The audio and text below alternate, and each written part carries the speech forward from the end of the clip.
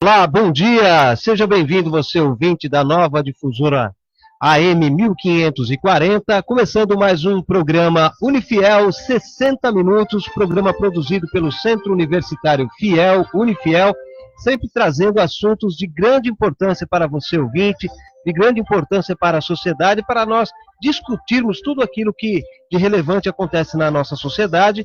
E hoje na técnica nós temos o Domingos José, sempre nos acompanhando aqui, com seus dedinhos mágicos ali nas carrapetas, o Miguel Jacques na supervisão técnica, a Raquel Duarte como produtora e a minha apresentação, Júlio Rezende, hoje recebendo aqui com grande honra o professor Paulo Mário Spina, que ele é muito experiente aí na área jurídica, ele é graduado em Direito pela USP desde 1972, professor adjunto da Universidade Paulista, também professor do Unifiel e procurador de Justiça do Ministério Público do Estado de São Paulo. Muito bom dia, professor Paulo Mário Spina, seja muito bem-vindo ao nosso programa hoje. Bom dia, com muito prazer. Pode falar mais pertinho do microfone, por gentileza. Com muito prazer que aceitei esse convite, formulado ainda ontem à noite, numa reunião do Centro Universitário Fiel, para me dirigir aos ouvintes exatamente sobre problemas atualizados ou atuais da justiça. E fico à disposição para qualquer questionamento ou qualquer direcionamento do que nós vamos aqui falar. Muito bem, muito obrigado então pela sua participação hoje, professor. Vamos começar falando então sobre a organização da justiça no Brasil. Por exemplo, nós vemos que existem juízes em todas as instâncias, todas as cidades, tem juízes estaduais, federais, e muitas vezes a população fica confusa. Justamente quando a imprensa começa a noticiar a participação de juízes, e julgando ações, e julgando políticos, isso e aquilo, a cabeça do nosso ouvinte, da população, fica muito confusa. Como é que é formado o sistema jurídico, a justiça no Brasil, professor?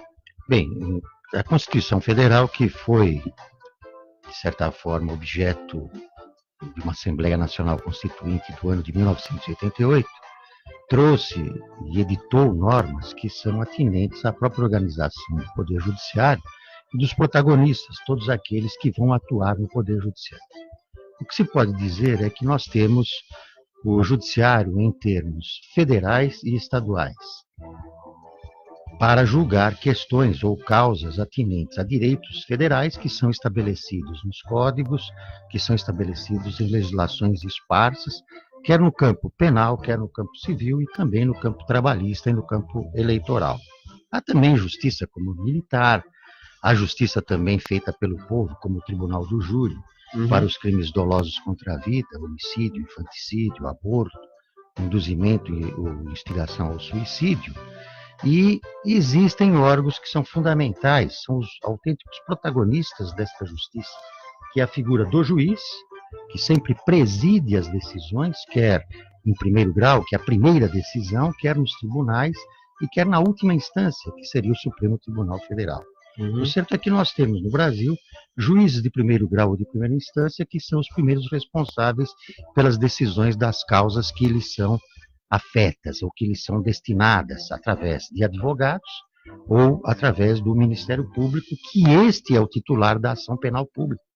Geralmente os crimes são propostos, ou quase na sua totalidade, pelo Ministério Público. Já os interesses individuais têm como propositor dessas ações os advogados, que são constituídos pelas partes ou pelas pessoas que têm interesse numa prestação jurisdicional. Em nível estadual, a justiça está, por força de uma legislação estadual e de regimento de tribunal, dividida em juízes de primeiro grau ou de primeira instância e o Tribunal de Justiça dos Estados. Em nível federal, a Justiça Federal está equacionada da seguinte forma: juízes de primeiro grau ou de primeira instância federais, os tribunais federais de recurso e, em termos finais de decisão dos últimos órgãos diretivos da justiça brasileira, e prestadores mesmo da efetiva prestação jurisdicional, o Superior Tribunal de Justiça e o Supremo Tribunal Federal. A verdade é que hoje a população se vê diante de um contexto em que o Supremo Tribunal Federal ou tem uma grande atuação em causas que ainda sequer foram julgadas no primeiro grau de jurisdição ou pelo primeiro juiz. Algumas questões que ainda estão em julgamento pelo primeiro juiz, pelo juiz de primeiro grau ou de primeira instância, e pelos tribunais federais ou pelos tribunais estaduais, e que já há incidência, por provocação de advogados ou do próprio Ministério Público, há incidência do Tribunal do Supremo Tribunal Quer Federal. dizer, o advogado já vai direto, já direto, provoca... 11 horas, só um minutinho, professor, 11 horas 5 minutos, se você quiser participar com a gente aqui, pode ligar para o 3681 1134, ou você pode nos assistir também pelo Facebook. Vá lá no Facebook, coloca uma barrinha e escreve Unifiel. E aí você pode nos assistir aqui, pode participar conosco, fazer suas perguntas, inclusive através do Facebook, para o professor Paulo Mário Espina. Professor, você falou do Supremo, que é o que está lá em Brasília, que tem diversos juízes lá. Mas e aqui na cidade? Quem são os juízes que atuam aqui quando há um crime menor? Que tipo de crimes são julgados aqui na cidade? Por exemplo, Osasco tem um fórum. Quais os juízes que atuam dentro do fórum de Osasco?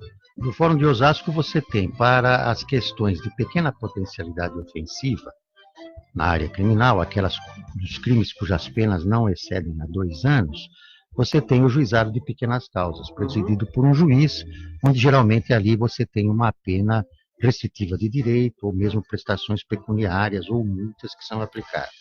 Se faz até mesmo o que se chama o plea bargain, ou que se faz a barganha, se faz um acordo entre autor e réu, e, de certa forma, o autor, o Ministério Público, e esta decisão é homologada pelo juiz. Se a causa é cível, dependendo de uma valoração, por volta de R$20.000, também podem ser feitas no juizado especial, em que as partes provavelmente serão direcionadas para um acordo, direcionadas para abrirem mão de certos direitos para que não se tenha uma demora nessa demanda. As questões criminais cujos crimes têm penas superiores a 4 anos, estes serão objeto de julgamento pelas varas criminais.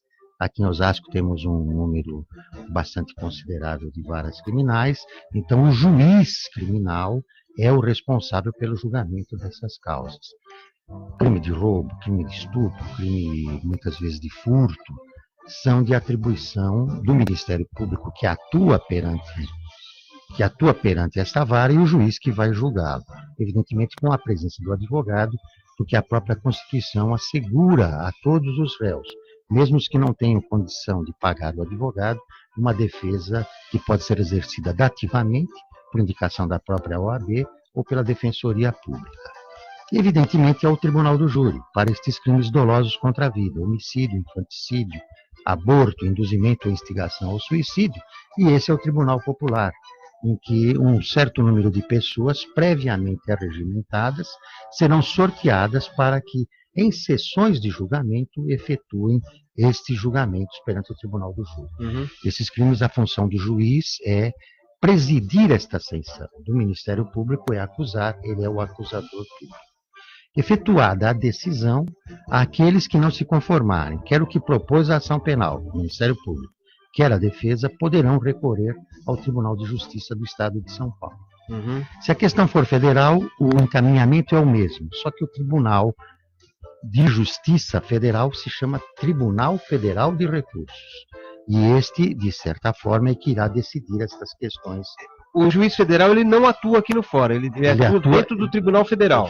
Da Justiça Federal. Da Justiça Federal. Você tem aqui a Justiça Federal de Osasco. E essas questões, se é federal ou se é estadual, são delimitadas, ou estão circunscritas às próprias leis que estabelecem. Por exemplo, o tráfico de drogas.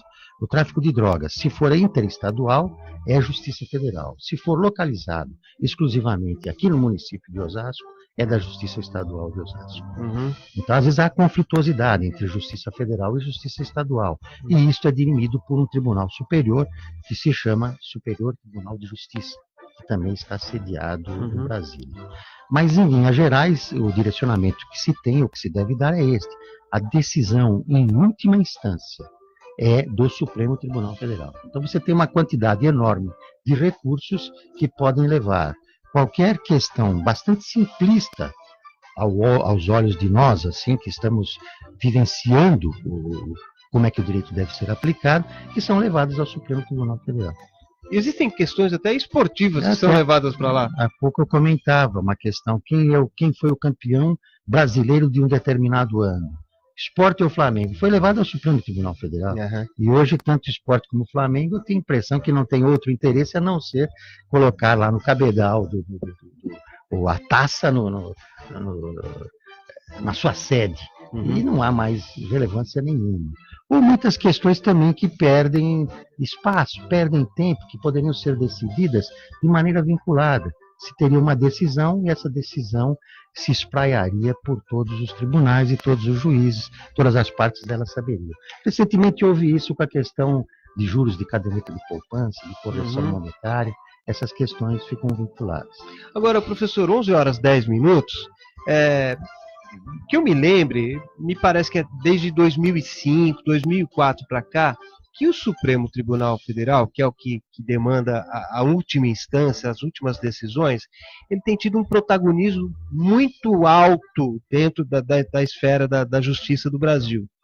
Quando começou o julgamento lá do mensalão, da ação, acho que 406, se não me engano, ação 407, começou a ter um protagonismo muito grande. Todo mundo parava para assistir a TV Justiça para ver o julgamento do mensalão.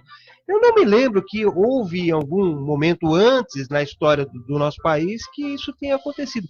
Por que veio à tona esse protagonismo do Supremo?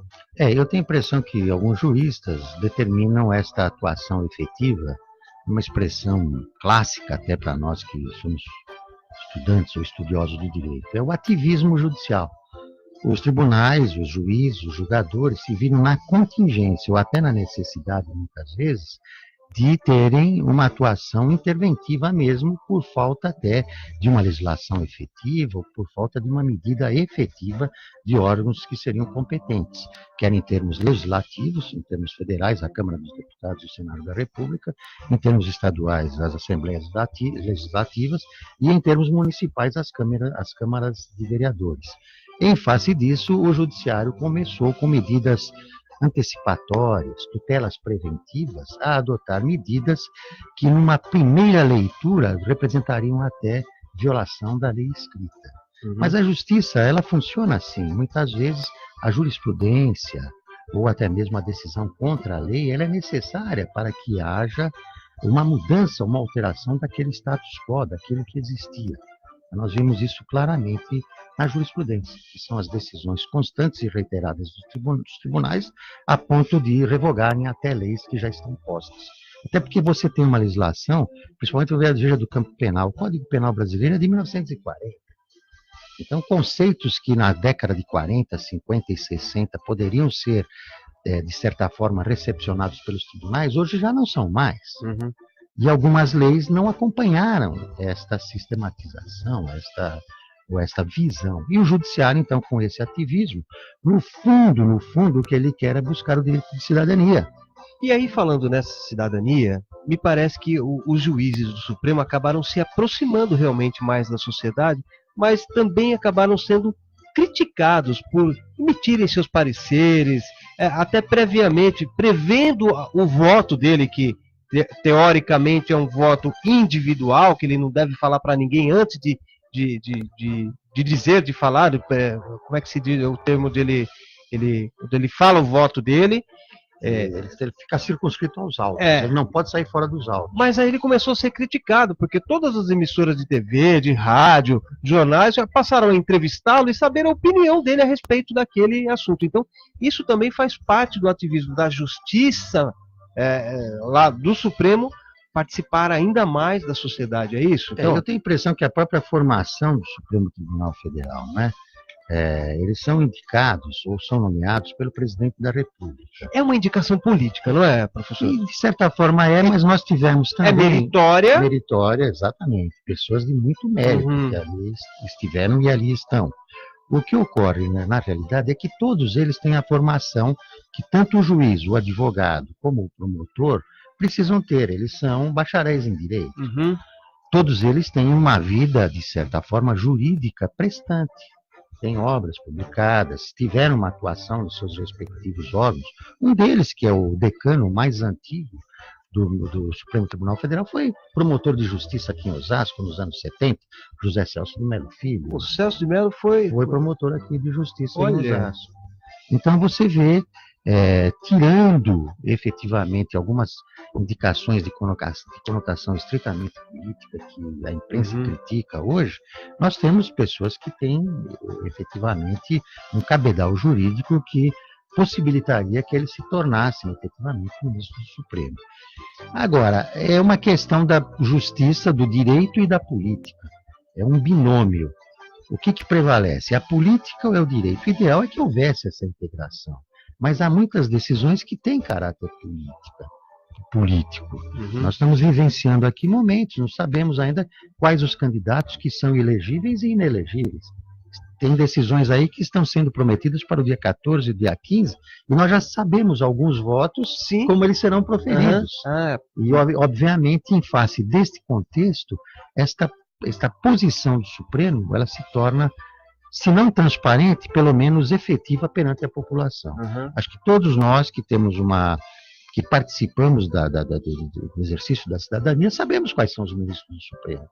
Ou sabemos quais são os seus posicionamentos, ou até como eles vão votar, ou até, de certa forma, qual é o direcionamento, como é que é a atitude de alguém mais circunspecto, de alguém um pouco mais ostensivo.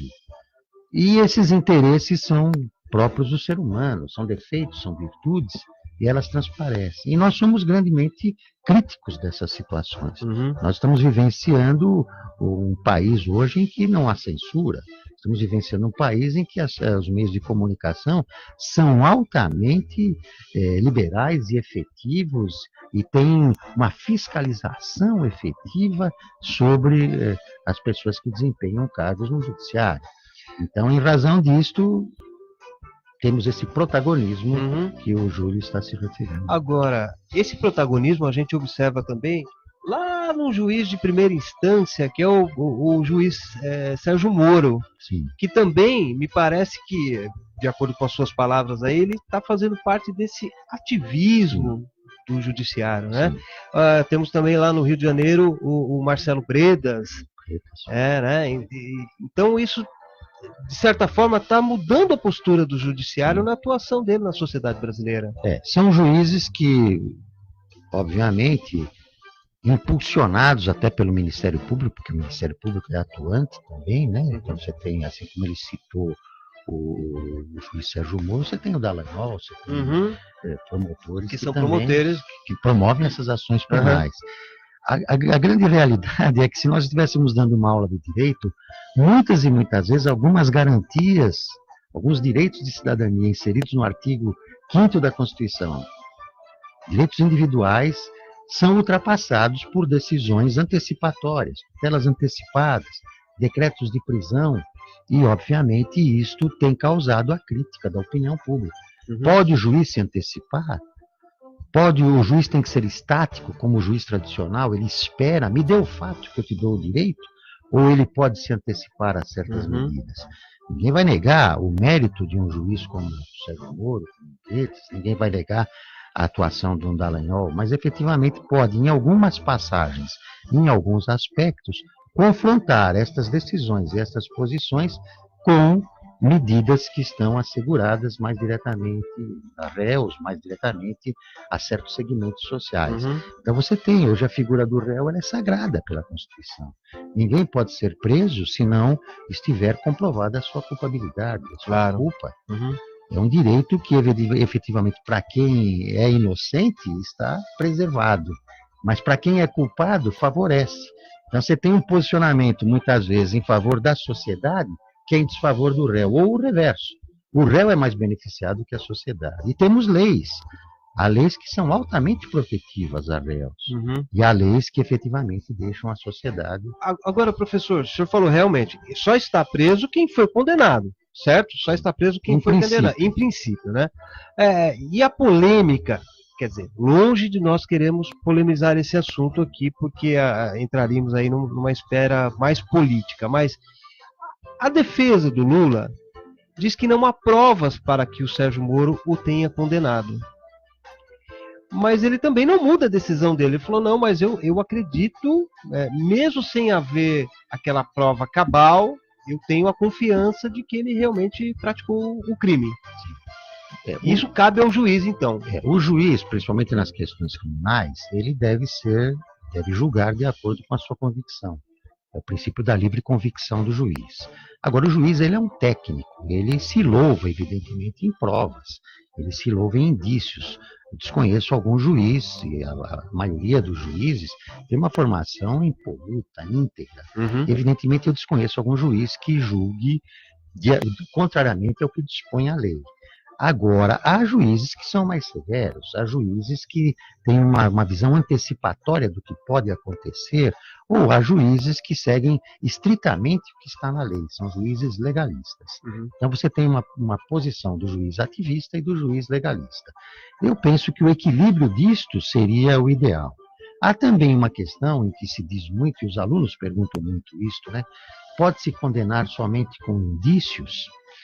Bom, é uma situação, prova é prova. Prova revela o quê? Certeza da autoria de um crime ou de uma conduta ilegal. E indício é uma série de circunstâncias que podem levar a quem julgue a concluir que efetivamente aquilo deve ser objeto de uma medida judicial, de uma pena, de uma punição. Este é um choque muito grande. A Constituição assegura esses direitos, mas quando uma decisão é colegiada, vem de um Tribunal de Justiça, do Tribunal Federal de Recursos, do Superior Tribunal de Justiça, ou até mesmo do Supremo Tribunal Federal, o princípio da prevalência da decisão colegiada me parece que irá aplainar essas decisões que pudessem ter sido precipitadas em primeiro grau. Entendi. Justamente por isso que a segunda instância do caso do Lula não foi reformada a decisão lá do TFR, TFR, mas ainda tem decisões que serão essas mesmas decisões, mais diretamente no caso do apartamento do triplex no Guarujá, serão ainda objeto de decisão no STJ e no Supremo Tribunal Federal. Ainda tem mais instâncias a serem apreciadas. Agora ele está inclusive preso por força de uma decisão do TFR. Você vê que nenhum habeas corpus, nada tem sido concedido a ele. Muito bem, a gente vai falar no próximo bloco também dessas questões de habeas corpus e outras questões que interessam bastante a nossa sociedade. Agora, a atuação do Ministério Público também mudou, né, professor? Ele tem sido muito mais atuante e vamos falar nessa palavra bastante hoje, desse protagonismo do Ministério Público na busca de soluções para os problemas enormes que o Brasil enfrenta. O Ministério Público, historicamente, ele deriva, segundo alguns autores, do agente do rei da França. Ele defendia os interesses do rei. Contudo, nas diversas ultrapassagens de fases que o Ministério Público precisou enfrentar, até mesmo para alcançar o que ele hoje tem, ele se tornou, na realidade, um órgão essencial à justiça. Você não consegue ver uma vara, um tribunal, sem a presença do Ministério Público. É quase que a magistratura de pé, ele que é o primeiro promotor, daí o nome, promotor de justiça. Ele promove.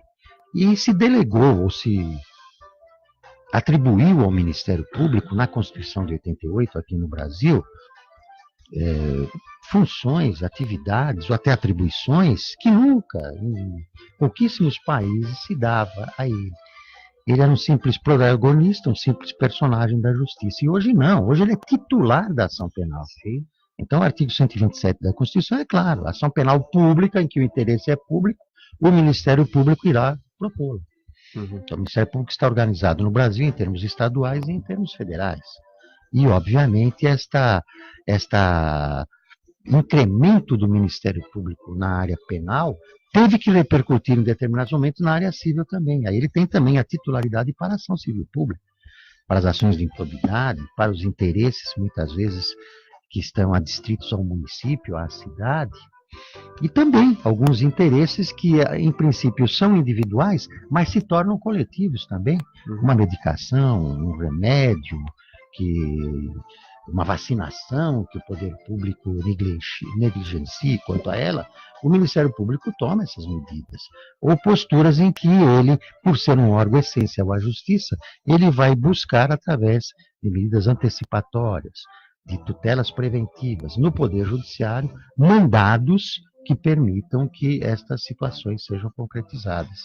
Me parece que essas causas em que o Ministério Público tem sido mais protagonista se referem basicamente, pelo menos o que a gente vê, quem trabalha com a imprensa vê, quando há políticos envolvidos, certamente o promotor público ele é mais incisivo ainda, porque percebe que a sociedade está sendo, muitas vezes, passada para trás, está sendo roubada, muitas vezes, né? Então ele atua na proteção mesmo do indivíduo. As ações de improbidade hoje dão um grande destaque ao Ministério Público. Uhum. Nós vemos que hoje qualquer administrador público, desde o prefeito, governador, ou até mesmo aqueles que estão em entidades estatais e paraestatais, eles têm uma grande cautela em face do inquérito civil, da ação civil pública. Agora, também não se pode esquecer que o Ministério Público, na área penal, ainda que haja uma descrença quanto à execução da pena, ele desempenha funções, muitas e muitíssimas, né?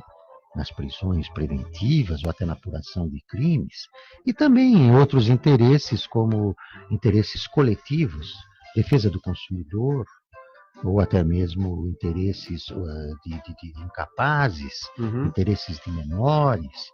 Então, obviamente, há uma atuação do Ministério Público na vara de menores, nas curadorias de menores, ou até mesmo interesses de incapazes, de pessoas que de alguma forma estão em uma situação de hipossuficiência. Então, o Ministério Público atingiu um patamar de atuação muito grande. Até mesmo a sua estrutura, por vezes, é questionada. Tem estrutura para fazer tudo isso? Ou depende da área penal da polícia, ou depende da área civil da prefeitura, ou depende até do próprio judiciário. É um órgão ainda, um corpo em busca ainda de uma atividade mais efetiva. Então, quando se fala muitas vezes em minimizar atuações do Ministério Público, eu acho que a sociedade perde. O Ministério Público, ou o promotor, ou o procurador, é efetivamente um grande defensor social. Ele é um órgão que não só tem a capacidade postulatória de ir aos tribunais, mas ele tem que ter uma visão, uma cosmovisão do que é a sociedade para poder atuar. Se ele não tiver essa visão, evidentemente, a justiça não funciona. E repercute também no ativismo judicial. É claro, se ele promove as ações, os juízes terão que decidir. Claro. Né? Terá que optar, ou o Ministério Público está certo ou está errado. E os advogados, eu entendo que a função do advogado é fundamental, até porque o advogado é o primeiro perquiridor, o primeiro investigador do que está acontecendo e do que deve ser feito. O judiciário decide, o promotor promove, mas efetivamente o advogado é a figura essencial. Muito bem, 11h27. Eu vou pedir para o Domingos para a gente ir a um breve intervalo e daqui a pouquinho voltamos com o Unifiel 60 Minutos falando mais sobre a organização da justiça no Brasil. Nova Difusora. Eu acredito. Eu acredito. Eu acredito. Eu acredito. Eu acredito. Elas acreditam numa vida normal, na superação. Elas acreditam e a cada conquista acreditam mais. Nós acreditamos. Por isso, existe a ACD, Associação de Assistência à Criança Deficiente. Ligue 0800 771 7878 e contribua. A ACD. Quem acredita, doa.